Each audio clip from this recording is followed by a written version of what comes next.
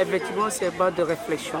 Étant jeune, et en fait un peu le tour du Sénégal et voyant les autres communes, comment ils se sont en train de se développer, on s'était dit pourquoi pas ne pas nous aussi faire quelque chose pour notre village. C'est dans ce sens qu'on a dit qu'il faut maintenant organiser ce que nous disons des journées de réflexion.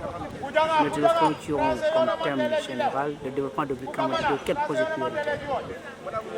Nous sommes dit qu'il faut déjà inverser la tendance. Autrement dit, pour une bonne communication, parler de projets à nos femmes, nos mamans en particulier, nos pères.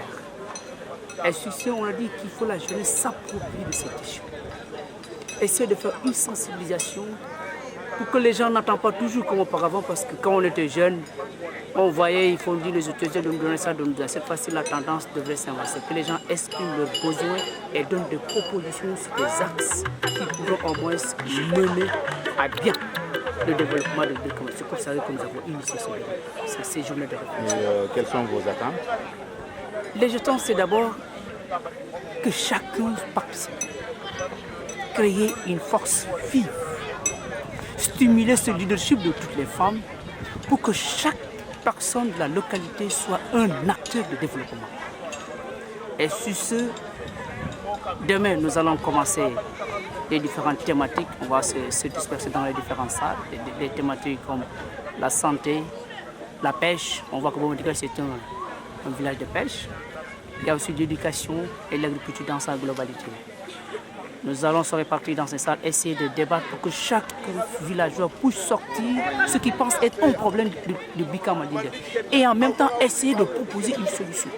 Et les attentes, c'est au moins d'avoir des projets prioritaires qui vont ficeler et de pouvoir définir le carnaval, comme l'a dit ici le sous-préfet, de se rapprocher de davantage pour voir la réalisation de ces cris de cœur qui vont sortir des cœurs de tous ces citoyens de Brikama. Aujourd'hui, si on peut résumer les problèmes de Brikama, ce serait lesquels? Le problème fondamental, c'est l'enclavement de Brikama. Aujourd'hui, on ne peut pas parler de développement sans courant. Sur ce, nous avons même pensé, même avant même l'électrification, pourquoi pas ne pas penser à l'électrique vert, autrement dit. Le problème fondamental, c'est l'enclavement. Si l'enclavement est bien défini, ce qui veut dire qu'il y aura le courant, quand le courant va venir, je pense que beaucoup de choses vont se décanter. L'autre problème aussi, c'est le maintien de nos jeunes frères à l'école.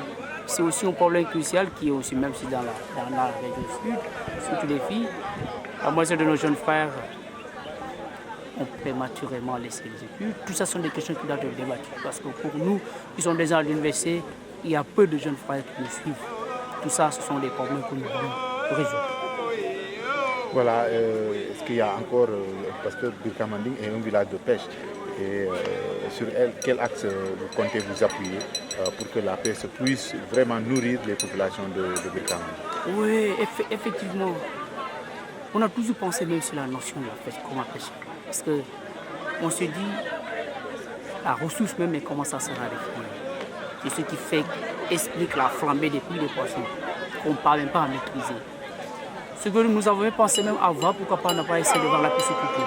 Ça fait partie aussi des idées de développement. Nous sommes en train de mettre en place, mais dont nous avons besoin aussi du soutien des autorités pour pouvoir essayer de mettre en œuvre.